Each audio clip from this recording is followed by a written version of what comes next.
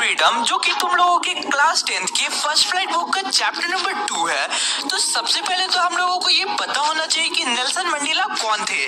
Nelson Mandela south Africa के पहले black president थे, जिन्होंने अपने 30 साल जेल में बिताए ताकि साउथ अफ्रीका को इंडिपेंडेंस मिल सके। तो हमारा ये जो स्टोरी है ये एक ऑटोबायोग्राफी है, जिसे खुद नेल्सन मंडेला ने अपने हाथों से लिखा है। इस स्टोरी में नेल्सन मंडेला बताते हैं कि वो दिन कैसा था जिस दिन वो प्रेसिडेंट बन रहे थे। तो ये जो स्टोरी है ये स्टूडेंट्स को काफी बोरिंग लगती है, लेकिन एनिमेशन के द्वारा तुम लोगों को ये स्टोरी काफी अच्छी लगेगी। तो वीडियो को पूरा एंड तक जरूर देखना। तो अब चलो हम लोग शुरू करते हैं इस चैप्टर के एक्सप्लेनेशन को। नेल्सन मंडेला चैप्टर को स्टार्ट करते हुए ये बोलते हैं कि 10th में 1994 एक नया सवेरा लेकर आया था, एकदम bright and clear for all the south Africans. अब मंडेला कहते हैं कि उन्हें रिस्पेक्ट एंड ऑनर देने के लिए लोग सुबह से ही आने लगे थे। पूरे वर्ल्ड के बड़े बड़े पॉलिटिशियन एंड रिच पीपल वहां आए थे ताकि वो इनॉग्रेशन को रिस्पेक्ट दे सके। ये गैदरिंग साउथ अफ्रीका का अब तक का लार्जेस्ट गैदरिंग था। ये सेरेमनी एक बहुत ही लवली सैंडस्टोन एम्फी थिएटर में होने वाली थी।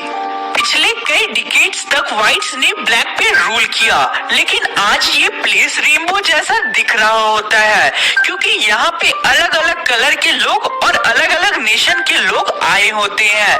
क्योंकि साउथ अफ्रीका में पहली बार एक नॉन रेशियल गवर्नमेंट फॉर्म हो रही होती है। अब नेल्सन मंडेला बोलते हैं कि वो एक लवली सा ऑटम का दिन था और उनके साथ उनकी बेटी ज़ेनानी भी थी।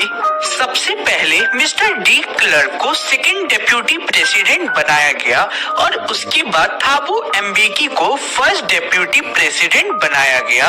एंड लास्टली नेल्सन मंडेला का टर्न आया। उन्होंने प्लेज लिया कि वो कॉन्स्टिट्यूशन एंड वहाँ के लोगों के लिए हमेशा समर्पित रहेंगे। अब साउथ अफ्रीका में कोई भी डिस्क्रिमिनेशन नहीं होगा और ना ही कंट्री में पॉवर्टी होगा। साउथ अफ्रीका में अब से कोई भी इलेक्शन के लिए खड़ा हो सकता है, चाहे वो व्हाइट्स हो या फिर ब्लैक्स हो। कुछ ही देर बाद साउथ अफ्रीका के फाइटर जेट्स हेलीकॉप्टर ऊपर आसमान में करतब दिखाते हैं और सोल्जर्स डिफरेंट फॉर्मेशन करते हैं, और ये सभी चीजें केवल लॉयल्टी एंड पीस दिखाने का एक तरीका था। इसके कुछ देर पहले साउथ अफ्रीका के जनरल्स एंड पुलिस प्लेज लेते हैं कि वो इस न्यूली फॉर्म्ड गवर्नमेंट के प्रति हमेशा लॉयल रहेंगे। अब नेल्सन मंडेला ये कहते हैं कि जो लोग उन्हें सैल्यूट कर रहे हैं वही लोग उन्हें कुछ दिन पहले अरेस्ट किया करते थे। अब कुछ ही देर बाद एक इम्फाला जेट आसमान में red, black, green, blue and golden smoke छोड़ता है और ये साउथ अफ्रीका के फ्लैग्स को डिनोट करता है। इस दिन साउथ अफ्रीका में दो नेशनल एंथम गाए जाते हैं। व्हाइट्स अपना नेशनल एंथम नकोसी सिकले आई अफ्रीका गाते हैं एंड ब्लैक डाई स्टेम गाते हैं। अब मंडेला कहते हैं कि इनॉग्रेशन के दिन उन्हें अपनी साउथ अफ्रीका का पास्ट याद आ रहा था कि कैसे 20th सेंचुरी में एंग्लो वॉर हुआ, जिसमें व्हाइट्स ने ब्लैक पे विक्ट्री हासिल कर ली और अपने रूल्स एंड रेगुलेशन इम्पोज कर दिया उनके खुद के लैंड एंड कंट्री में। इसके वजह से एक ऐसी सोसाइटी बनी जो कि बहुत ही ज्यादा क्रूएल एंड हार्श थी, लेकिन 20th सेंचुरी के एंड तक सारे हार्श लॉस को खत्म कर दिया गया और एक नई साउथ अफ्रीका का जन्म हुआ। इस नई साउथ अफ्रीका के लिए थाउजेंड्स ऑफ पीपल ने अपनी लाइफ को खो दिया। इस अपार्थाइड की पॉलिसी ने सोसाइटी पे बहुत ही गहरी और लंबी चोट दी है, जिसे भूल पाना बहुत ही ज्यादा मुश्किल होगा।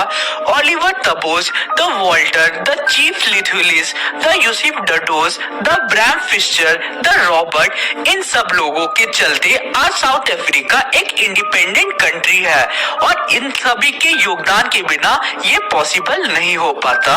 अब मंडेला कहते हैं कि साउथ अफ्रीका में abundance of minerals and James है, लेकिन अच्छे से देखा जाए तो असली वेल्थ हमारी कंट्री के वो लोग हैं जिन्होंने साउथ अफ्रीका में अपार्थाइड हटाने के लिए अपनी जान को खो दिया। लाइफ में हर ह्यूमन की दो ऑब्लिगेशन होती है, पहला अपनी फैमिली के लिए, दूसरा अपनी कंट्री के लिए। उस समय साउथ अफ्रीका में कोई भी ब्लैक अच्छी लाइफ जीने की कोशिश करता तो उसे टॉर्चर किया जाता था और उसे अलग कर दिया जाता था।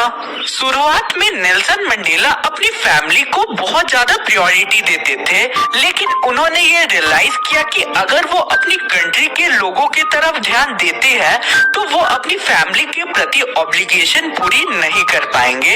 इसे जानते हुए भी नेल्सन मंडेला अपनी कंट्री के लिए लड़ते हैं एंड वो अपनी फैमिली से ऊंचा अपनी कंट्री को रखते हैं। जब मंडेला का जन्म हुआ तो वो फ्री थे और कुछ भी कर सकते थे।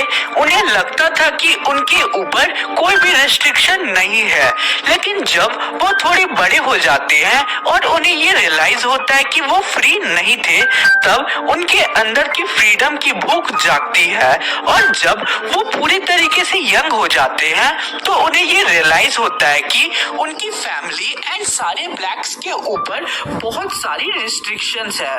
अब Nelson Mandela African national Congress join करते हैं और अपनी कंट्री के पीपल के लिए लड़ना शुरू कर देते हैं। और लास्टली नेल्सन मंडेला ये कहते हैं कि वो इंसान जो ऑपरेस हो रहा है या फिर जो ऑपरेस कर रहा है, दोनों ही इनह्यूमन होते हैं एंड दोनों में इनह्यूमैनिटी होती है। तो इसी के साथ आज का हमारा ये वीडियो कंप्लीट होता है। तो बेसिकली ये जो चैप्टर है ये बहुत सारे स्टूडेंट को थोड़ा टफ लगता है, लेकिन उम्मीद करूंगा कि तुम लोगों को मेरा ये एनिमेटेड वीडियो पसंद आया होगा। तो चलो मिलते हैं किसी और वीडियो में। Thanks for watching the video.